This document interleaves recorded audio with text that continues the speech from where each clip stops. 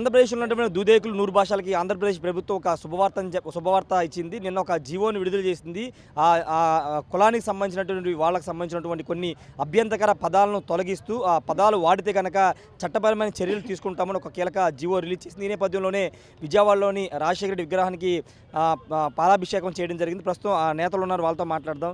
ఏంటి అసలు అంటే మీ దూదేకులకు సంబంధించిగా నూరు భాషలకు ఉన్నటువంటి అభ్యంతరకర పదాలేంటి? నిన్న రాష్ట్ర ప్రభుత్వం ఏ జీవో ఇచ్చింది? అంటే ముఖ్యంగా ఆంధ్రప్రదేశ్లో మేము ఏదైతే కులవృత్తిగా ముఖ్యంగా దూదేకుల నూరు భాష ఇటు పింజారి లదాఫ్ ఇలా ప్రాంతాల వారిగా రాయలసీమలో కావచ్చు, ఇట్లా ఉత్తరాంధ్రలో కొంత ప్రాంతాల వారిగా మా పేర్లు పిలుస్తారు. కానీ కులవృత్తిగా మా పేర్లను పిలవటంలో మాకు ఎలాంటి అభ్యంతరం లేదు. కానీ మా వ్యక్తిగతంగా విమర్శించే విధంగా కూడా ఏదైతే దాదాపు 2-3 దశాబ్దాలుగా కూడా మమ్మల్ని సగం సాహిబ్ అని కొంత మాలో లాంగ్వేజ్ ప్రాబ్లం ఉంటుంది. దాంతోపాటు కొంత ఇస్లాం ట్రెడిషన్లో ఉన్నటువంటి కొన్ని అంశాలను బేస్ చేసుకొని కూడా మమ్మల్ని సగం సాహిబ్ ఇలాంటి అబ్యూజ్డ్గా ముఖ్యంగా ఇండస్ట్రీస్లో సంబంధించినటువంటి అంశాలు కూడా సినిమాలో కావచ్చు, ఏదైతే బ్రాహ్మణ వేషధారణలో మా సోదరులు బ్రాహ్మణ వేషధారణ ఉన్న సందర్భంలో హాస్యం కోసం కూడా పింజారి వెధవలాగా పింజారి మొహం ఇలాంటి అబ్యూజ్డ్ పదాలు వస్తున్నాయి. అయితే ఈ పదాలకు సంబంధించినటువంటి అంశాలు దాదాపు 2 దశాబ్దాలుగా కూడా అనేక ప్రభుత్వాల దృష్టికి తీసుకెళ్లడం జరిగింది, అనేక పార్టీల దృష్టికి తీసుకెళ్లడం జరిగింది. కానీ ఎప్పుడూ ఏ పార్టీ కూడా మా విజ్ఞప్తిని కూడా ఎక్కడ కూడా పరిష్కరించలేదు. కానీ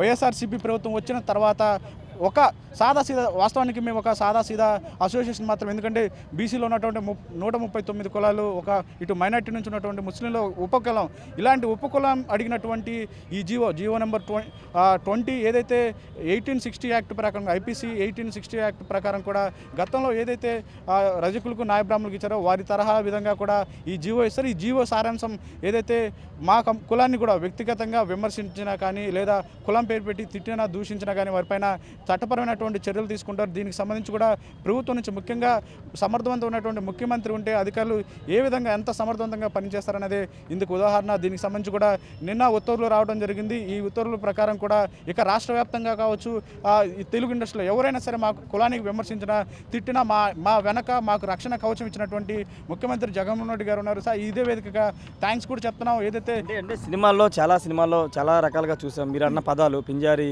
ఈ పదాలని వాడుతూ ఉంటారు. ఇప్పుడు ఆ పదాలు ఉపయోగించడం చట్టవిరుద్ధం అనేది జీవో ఇచ్చింది. ఈ జీవో సారాంశం అయితే అదే.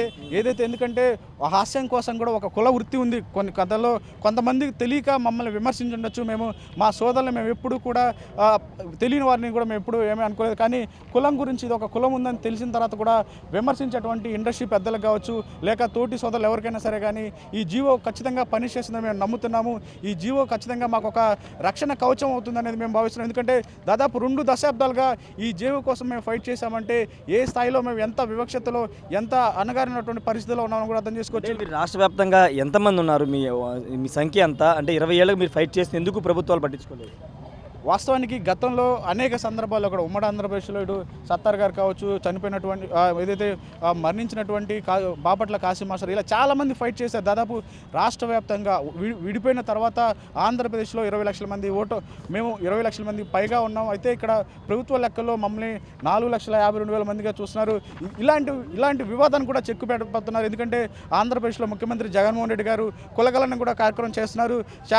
చాలా సంతోషకరమైన విషయం. ఎందుకంటే నిజంగా నియామకాలు నిధులు అంశంలో కూడా ఈ కులాల వారీగా ఉన్నటువంటి నిధులు కేటాయించడం కావచ్చు, జనాభా ఆధారంగా వారికి ఇచ్చేటువంటి సంక్షేమ పథకాలు కూడా అమలవుతాయి. అయితే ఇక్కడ మరొక అంశం చెప్పొచ్చు. ఖచ్చితంగా జగన్మోహన్ రెడ్డి గారి పరిపాలన వచ్చిన తర్వాత మాలాంటి చిన్న కులాలను కూడా గుర్తించుకున్నటువంటి పరిస్థితి. ఎందుకంటే రాజకీయంగా, సామాజికంగా, ఆర్థికంగా అన్ని విధాలుగా ఆదుకున్నటువంటి ఇప్పుడు మీ కులానికి ఏమన్నా ప్రత్యేకంగా కార్పొరేషన్ ఏమైనా ఏర్పాటు చేయడం జరిగింది? ఏదైనా ఆంధ్రప్రదేశ్ ప్రభుత్వంలో ముఖ్యమంత్రి జగన్మోహన్ రెడ్డి గారు చేపట్టిన తర్వాత మా ఒక్క కులమే కాదు, అసలు ఈ కులం కూడా ఉందా అనే బీసీ కులాల్లో తెలియనటువంటి కులానికి కూడా కార్పొరేషన్ ఏర్పాటు చేసినటువంటి ఘనత ముఖ్యమంత్రి వైఎస్ జగన్మోహన్ రెడ్డిది. మా నూరు భాష కమ్యూనిటీకి సంబంధించి కూడా నూరు భాష కార్పొరేషన్ ఏర్పాటు చేశారు. దీంతోపాటు ఏదైతే ముఖ్యమంత్రి జగన్మోహన్ రెడ్డి గారు ఆంధ్రప్రదేశ్లో 151 శాసనమంది సభ్యులతో కూడా ఏదైతే ఎస్సీ, ఎస్టీ, బీసీ మైనార్టీలకి 50% నామినేట్ పదవులు 50% నామినేట్ వర్క్లో కేటాయించాలన్నటువంటి ఆ జీవో ఆధారంగా కూడా ఉత్తర్వుల ఆధారంగా కూడా మాకు అన్ని రకాలుగా కూడా ఈ లబ్ధి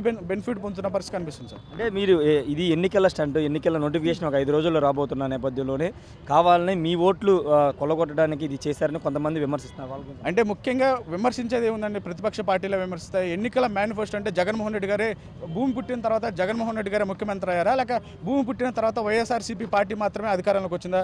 14 సంవత్సరాలు ముఖ్యమంత్రిగా చేశాను, 15 సంవత్సరాలు ప్రతిపక్ష నేతగా పనిచేశానని చెప్పేటువంటి చంద్రబాబు ఎన్నికల స్టంట్ చేయడం తెలీదా?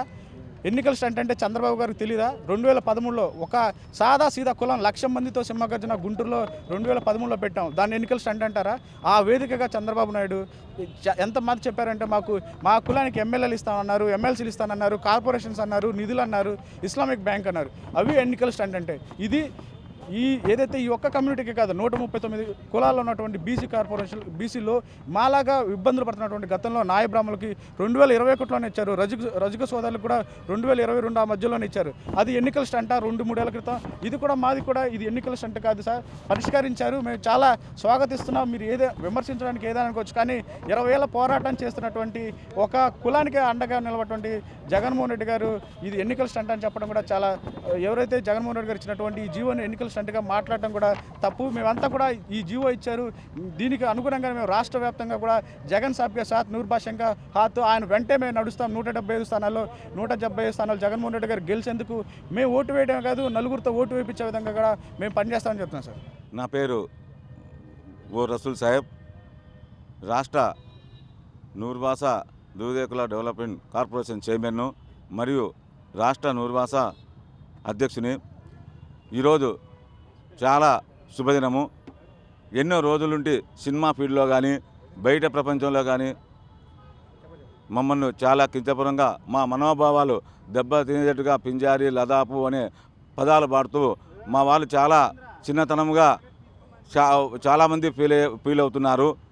మేము అందరం కలిసి అన్ని కుల సంఘాలు కలిసి సీఎం గారికి ఈ విషయం తెలియజేయడం జరిగింది. ఆయన వెంటనే ఈ విధంగా అనే వాళ్ళందరికీ మేము జీవో రూపంగా మీకు ఇస్తాం, నెక్స్ట్ ఎవరన్నా అంటే మేము క్రిమినల్ కేసులు కూడా ఏర్పాటు చేసి వారిని జైలు కూడా పంపిస్తాం అని భరోసా ఇవ్వడం జరిగింది. ఈరోజు 2 రోజుల కిందట జీవో ఇవ్వడం జరిగింది. ఈ జీవో మా అందరికీ చాలా ఈరోజు శుభదినంగా ఉంది. మేము మా నూర్భాష సంఘీయులందరికీ వైఎస్ కుటుంబము ఫెడరేషన్ ఇచ్చింది వాళ్ళే, కార్పొరేషన్ ఇచ్చింది వాళ్ళే. 50,000 ఉండే సాది ముబారక్ను ₹1,00,000 చేసిన జగన్మోహన్ రెడ్డి గారు ఈ ఏపీ మొత్తం వైఎస్ఆర్ పార్టీ 175 నియోజకవర్గాలకు మేము నూర్భాషా సంఘం తరఫున మద్దతు అభ్యర్థులకు వైఎస్ఆర్ పార్టీ అభ్యర్థులకు మద్దతు తెలుపుతున్నాం. కారణం ఏమంటే మమ్మల్ని గుర్తించిన పార్టీ వైఎస్ఆర్ పార్టీ, అందుకే ఆయనకు అండగా ఉంటాం. ఖచ్చితంగా 175 నియోజకవర్గాల్లో నవరత్నాల ద్వారా పేద ప్రజలకు ఏ విధంగా లబ్ధి చేకూరిందో, మా సంఘానికి ఏ విధంగా లబ్ధి చేకూరిందో ఇవన్నీ వివరించి మేము వైఎస్ఆర్ పార్టీకి అండగా ఉంటాం. 175 నియోజకవర్గాల అభ్యర్థులు గెలిపేదానికి మా వంతు కృషి చేస్తాం.